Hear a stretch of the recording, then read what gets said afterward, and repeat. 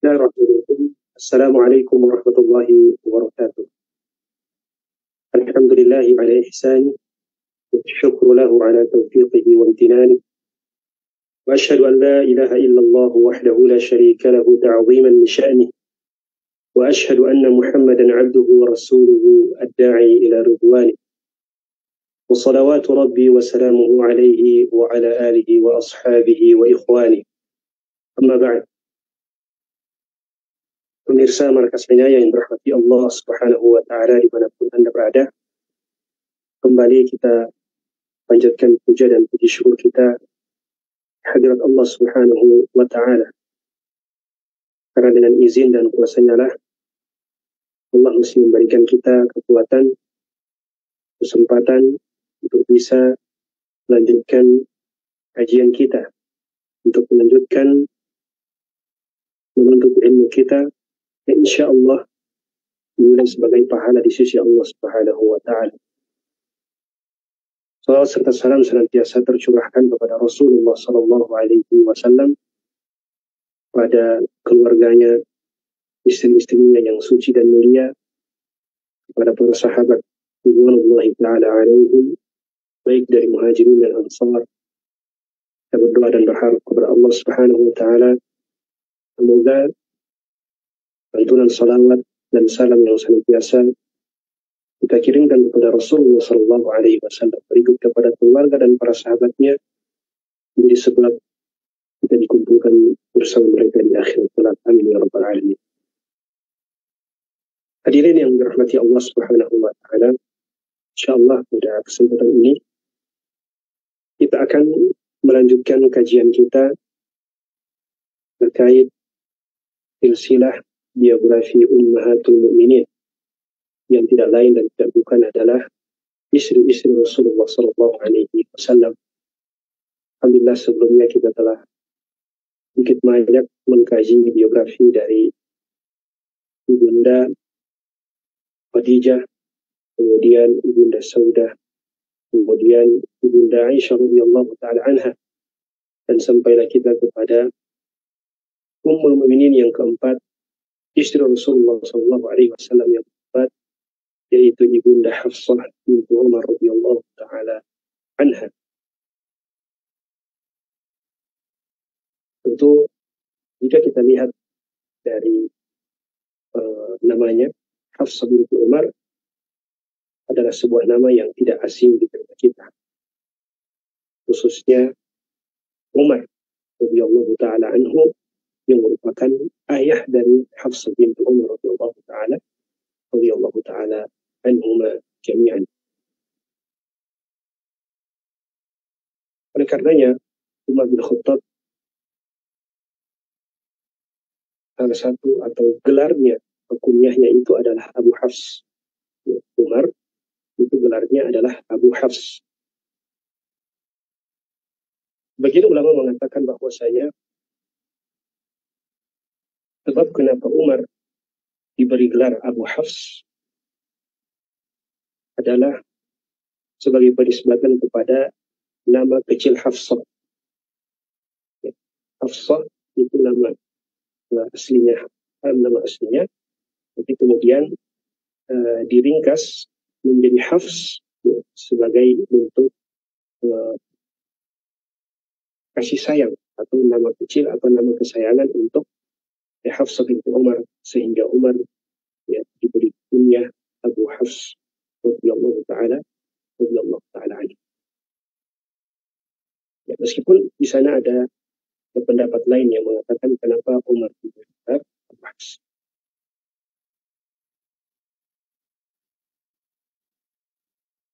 Bersama kasihnya rahmati Allah Subhanahu wa taala, Umar bin Khattab radhiyallahu taala anhu memiliki 4 putri. Dari beberapa istri. Dari 4 putri, Hafsah binti Umar lah yang dipilih oleh Allah Subhanahu wa taala untuk menjadi istri keempat Rasulullah sallallahu alaihi wasallam.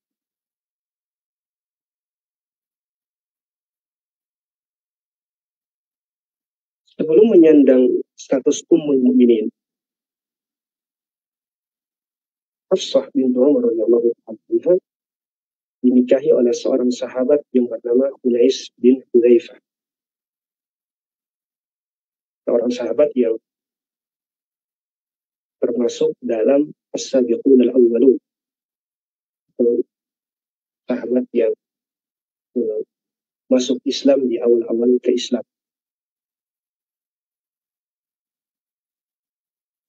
Juga beliau termasuk sahabat yang melakukan hijrah ke Habasyah atau Ethiopia, lalu kemudian ke Madinah bersama Hafsah bintu Umar radhiyallahu anha pada tahun ke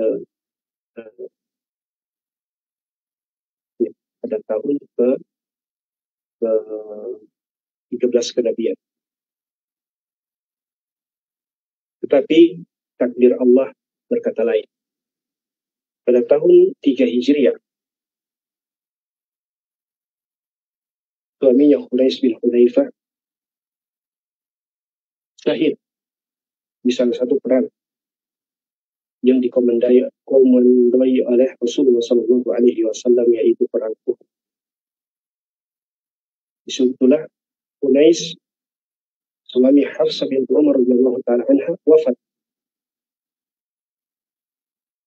sehingga Hafsah bintu Umar radhiyallahu taala anha menjadi janda muda, karena pada saat itu Hafsah umurnya masih 18 tahun. Umar bin Khattab radhiyallahu taala anha tentunya sebagai seorang ayah bisa menangkap kesedihan yang dilanda oleh Hafsah. Hafsah masih sangatlah muda, tapi dia harus terima, rela janda muda. Sehingga Umar bin Khattab radhiyallahu taala anhu berinisiatif, ya, setelah selesai masa iddah Hafsah bin Umar kemudian berinisiatif untuk mencari suami pengganti Unais yang telah wafat. Maka kemudian Umar bin Khattab menemui Utsman bin Affan radhiyallahu taala. Karena Utsman adalah sahabat yang mulia. Tentunya seorang ayah menginginkan suami yang mulia, suami yang beriman, suami yang bagus agak banyak untuk putrinya. Maka kemudian Umar bin Khattab radhiyallahu taala anhu menawarkan niat baiknya kepada Utsman, tapi Utsman yang pada saat itu baru saja berduka karena kematian istrinya Ruqayyah yang juga merupakan putri Nabi Shallallahu Alaihi Wasallam, meminta waktu kepada Umar. Wahai Umar, berikan saya waktu beberapa hari untuk memberikan jawaban. Tapi ternyata setelah menunggu beberapa hari, Utsman mengatakan, pada badali Allah atazawwaj fi hadhihi. Wahai Umar, setelah aku pikir-pikir, aku belum bisa move dari sosok Ruqayyah. Terus aku tidak ingin menikah saat itu. Maka kemudian Umar bin Khattab radhiyallahu taala anhu tidak putus asa. Beliau kembali berpikir, mencari-cari siapa kira-kira yang bisa menggantikan posisi Unais menjadi suami Hafsah. Maka nama Abu Bakar radhiyallahu taala anhu yang pertama kali terpintas. Umar bin Khattab datang menemui Abu Bakar, disampaikan ke niat baiknya, ya, tapi ternyata Abu Bakar radhiyallahu taala anhu hanya diam, tidak mengatakan iya, tidak juga mengatakan tidak. Maka Umar mengatakan, tunggu, sikap Abu Bakar itu lebih membuat aku sedih daripada sikap Utsman. Karena Utsman meskipun menolak, tapi ada alasan yang jelas yang membuat Umar terima. Tapi Abu Bakar tidak memberikan alasan yang jelas. Dia tidak mengatakan iya, tidak mengatakan tidak, hanya diam saja. Sikap Abu Bakar ini membuat Umar kecewa, sehingga beliau mendatangi Rasulullah SAW mengadukan sikap Abu Bakar.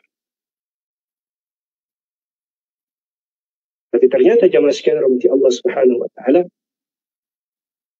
respon Rasulullah sallallahu alaihi wasallam ternyata sama sekali tidak pernah disangka-sangka oleh umat tersebut. Rasulullah sallallahu alaihi wasallam justru mengatakan, ya Umar, inna Hafsah sayatazawwajuha man huwa khairun min Utsman wa Abi Bakar wa inna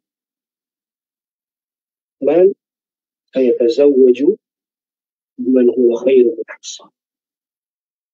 Rasulullah sallallahu alaihi wasallam mengatakan kepada Umar, tenang wahai, ketahuilah yang akan menikahi Hafsah itu adalah lelaki yang lebih baik daripada Abu Bakar dan Utsman, dan yang akan menikahi Utsman, yang akan dinikahi oleh Utsman itu lebih baik daripada Hafsah bintu Umar. Mendengar jawaban ini, Umar kemudian menerka-nerka, siapa kira-kira yang lebih baik daripada Abu Bakar? Tidak ada selain daripada Rasulullah sallallahu alaihi wasallam. Maka Umar memastikan kembali, wahai Rasulullah, apakah engkau maksud adalah engkau yang akan menikahi Hafsah? Ternyata Rasulullah sallallahu alaihi wasallam menggunakan iya. Hal yang membuat Umar sebelumnya sedih menjadi sangat-sangat bahagia. Sangat-sangat bahagia. Maka kemudian Umar kembali ke rumahnya ingin menemui Hafsah. Sebelum bertemu dengan Hafsah, ya, ternyata di jalan beliau bertemu dengan Abu Bakar. Lalu kemudian Abu Bakar mengatakan, wahai Umar, sesungguhnya kemarin engkau tawarkan aku hanya diam, itu bukan karena aku tidak mau. Aku sebenarnya mau untuk menikahi Hafsah. Hanya saja sebelumnya Rasulullah SAW pernah curhat kepada aku, pernah menyebut Hafsah kepada aku bahwa ya kelak Rasulullah SAW akan menikahi Hafsah kalau sudah selesai masa iddahnya. Ya, tapi aku tidak kabarkan kepadamu karena itu merupakan bagian daripada rahasia Rasulullah, dan aku tidak ingin menyebarkan rahasia Rasulullah SAW.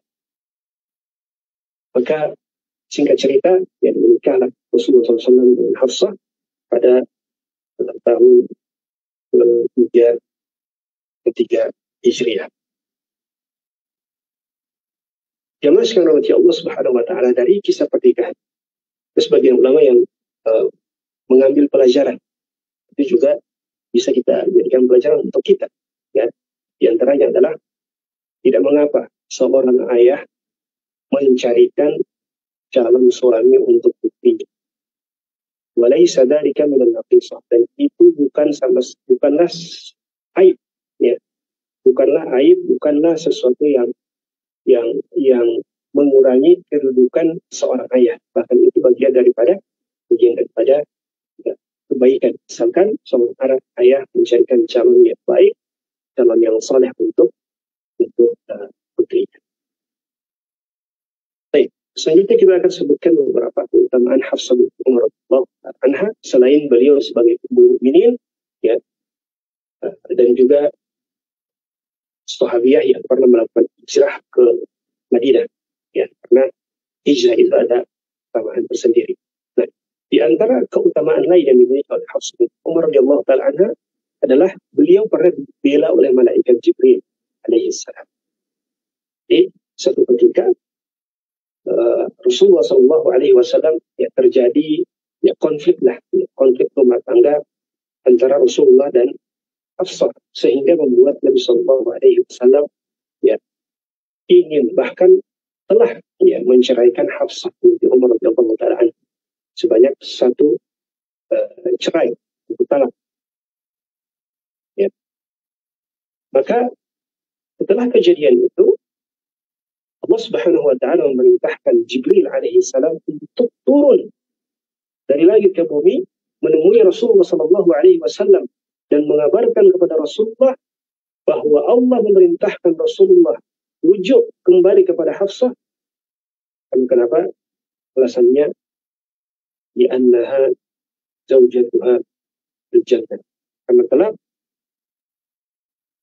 Hafsah binti Umar radhiyallahu taala anha atau akan menjadi istri Rasulullah Sallallahu Alaihi Wasallam di surga Allah Subhanahu wa Ta'ala. Alasan lainnya adalah li'annaha sawwamah wa qawwamah. Kenapa Jibril perintahkan Nabi untuk memperhatikan Hafsah? Karena Hafsah adalah wanita istri yang sangat rajin beribadah, khususnya ibadah puasa, sawwamah wa qawwamah, qiyamul lail, salat malam. Berkat ibadah ketaatan Hafsah binti Umar radhiyallahu taala anha, Allah Subhanahu wa taala memerintahkan Jibril untuk membela Hafsah binti Umar radhiyallahu taala anha. Kemudian di antara keutamaan Hafsah binti Umar radhiyallahu taala anha adalah beliau aminatu kitabillah. Beliau diamanahkan untuk menjaga Al-Quran, mushaf Al-Quran. Kita tahu bahwasanya di zaman Abu Bakar radhiyallahu taala anhu, Al-Quran itu dikumpulkan, di Al-Quran yang pada saat itu masih ditulis di atas blok kurma, dan terpisah-pisah. Nah, Abu Bakar itu kemudian mengumpulkannya. Lalu ketika mengumpulnya menjadi satu. Lalu ketika Abu Bakar wafat, dan mewasiatkan Umar untuk menjadi khalifah setelahnya, kemudian kumpulan mushaf itu dikumpulkan, disimpan ke Umar bin Khattab radhiyallahu taala anhu. Ketika Umar bin Khattab radhiyallahu taala anhu sudah mendekati wafat, beliau mewasiatkan Al-Quran itu disimpan kepada Hafsah binti Umar radhiyallahu taala anha. Jemaah sekalian bagi Allah Subhanahu wa taala, tentunya pilihan Umar pada Hafsah binti Umar itu menunjukkan keutamaan dan kemuliaan sendiri yang dimiliki oleh Hafsah binti Umar radhiyallahu taala anha. Kemudian juga Hafsah binti Umar termasuk sahabiah yang ahli dalam membaca dan menulis, sebuah bakat yang jarang dimiliki oleh sahabiah yang lain pada saat itu. Beliau belajar dari Asy-Syifa binti Abdullah, seorang sahabiah yang terkenal dengan kemahirannya dalam membaca dan menulis, bahkan termasuk dalam ruqyah. Dan salah satu muridnya itu adalah Hafsah binti Umar radhiyallahu taala anha. Baik, itu masih banyak nama yang dimiliki oleh Hafsah radhiyallahu taala anha. Ini yang paling pertama, kita berharap semoga kita bisa mengambil pelajaran dari kisah hidup daripada Ibunda Hafsah radhiyallahu taala anha. Dan sebagaimana manusia biasa, Ibunda Hafsah binti Umar wafat pada tahun 47 masa kekhalifahan Muawiyah bin Abi Sufyan, dan dimakamkan di Baqi, di Al-Madinah Al-Munawwarah. Baik, demikian yang bisa sampaikan. Tetap dengan doa.